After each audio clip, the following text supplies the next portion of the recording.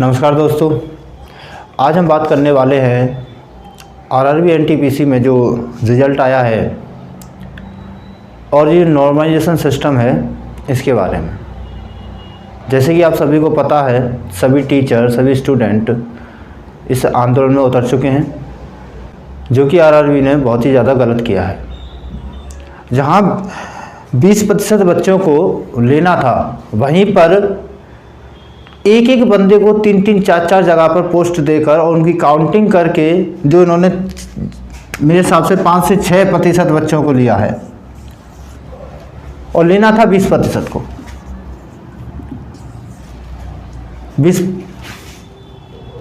20 गुना को और 5 से 6 गुना में इन्होंने निपटारा कर दिया।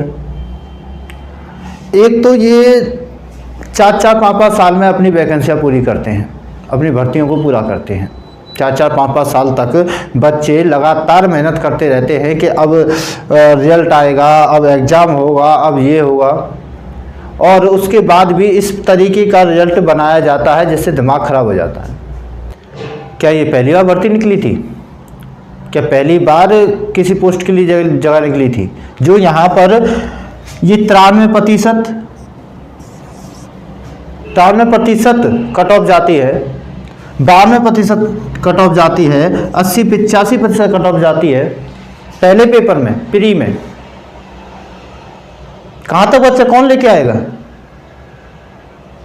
अगर इसी हिसाब से रिजल्ट देना था तो थोड़ा सा और बढ़ा लेते और एक ही बार में फ्री कर देते।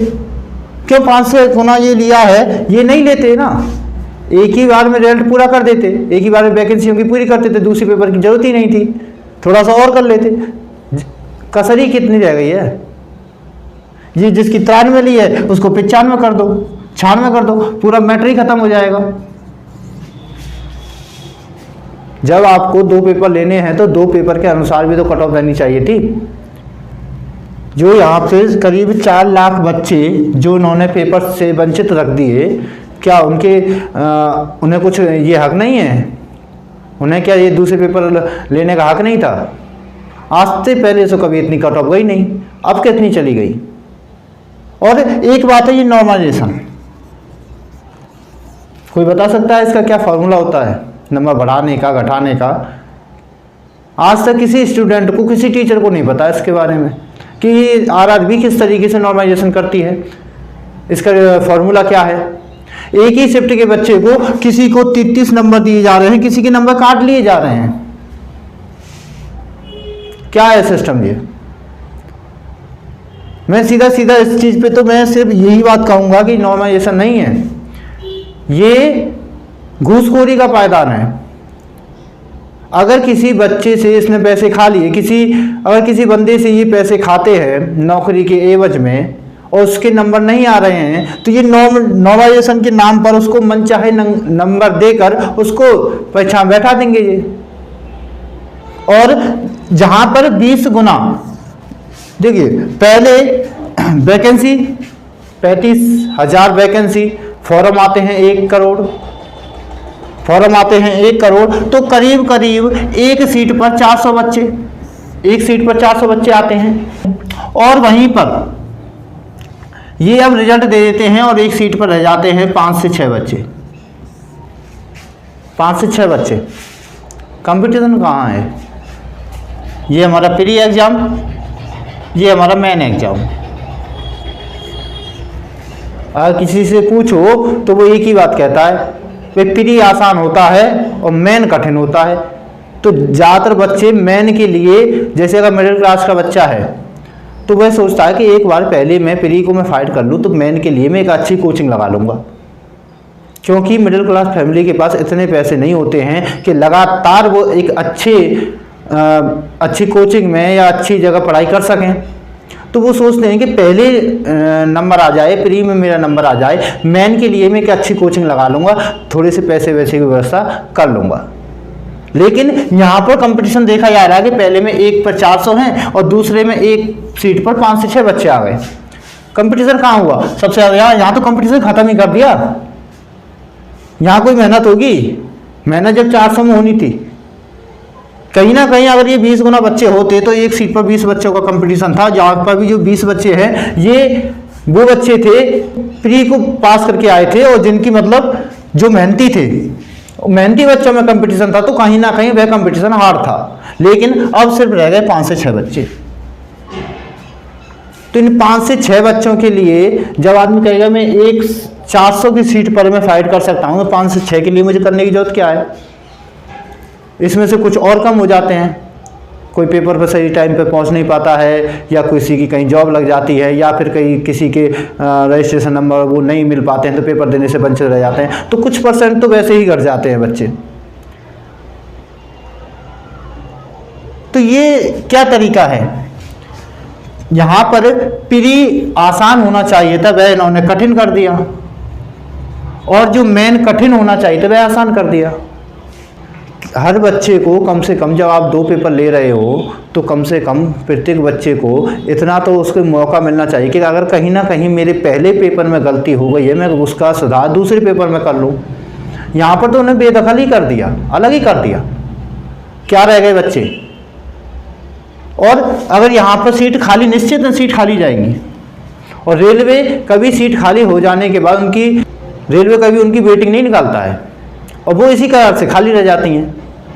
तो ये इस प्रकार का जो ये झंझट है ना, ये सब गलत है।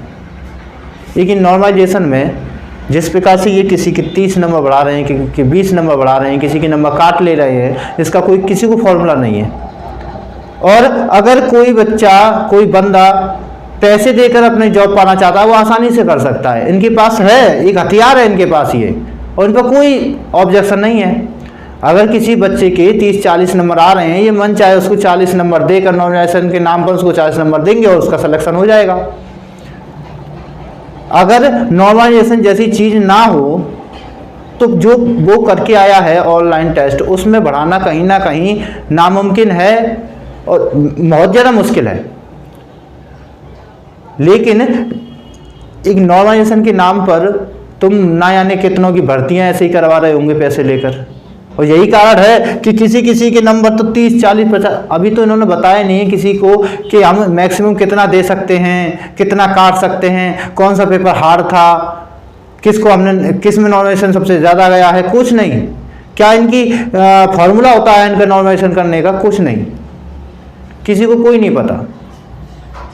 तो ये मेरा तो ये कहना है कि नॉर्मलाइजेशन सिस्टम है, या तो इसमें सुधार किया जाए, इसमें पारदर्शिता लाई जाए, क्योंकि करना भी लाजमी है। क्योंकि लगातार इतनी शिफ्टों में जो पेपर होते हैं, किसी का पेपर हार्ड भी होता है, किसी का लॉ भी होता है, तो कहीं ना कहीं नॉर्मलाइजेशन सही है। लेकिन इस प्रकार का नहीं कि किसी को 30-30 नंबर, 35-35, 40-40 नंबर दिए जाएं।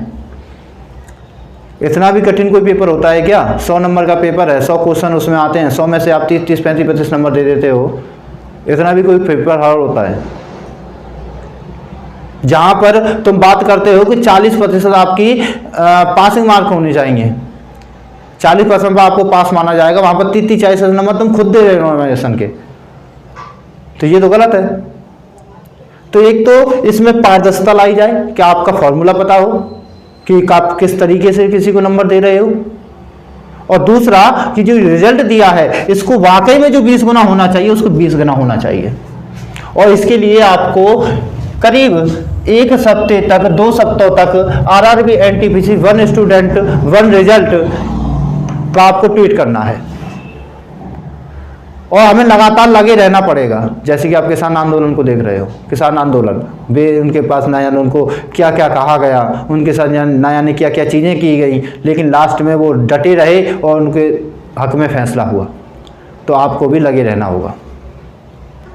बाकी जितने भी स्टूडेंट हैं और जितने भी टीचर हैं, सभी इस आंदोलन में जुड़े हुए हैं, सभी इस आंदोलन में लगे हुए हैं। और कहीं ना कहीं अगर हम सब एक होंगे और लगातार हम इस चीज़ में इन्हें ट्वीट करते रहेंगे, और ट्वीट करने के बाद भी अगर कुछ नहीं होता है तो हम फिजिकल भी आंदोलन करेंगे। तो लगे रहना है बस, और यही उम्मीद रहेगी कि रिजल्ट रिवाइज होगा, दोबारा रिजल्ट आएगा। इसी के साथ धन्यवाद, जय हिंद।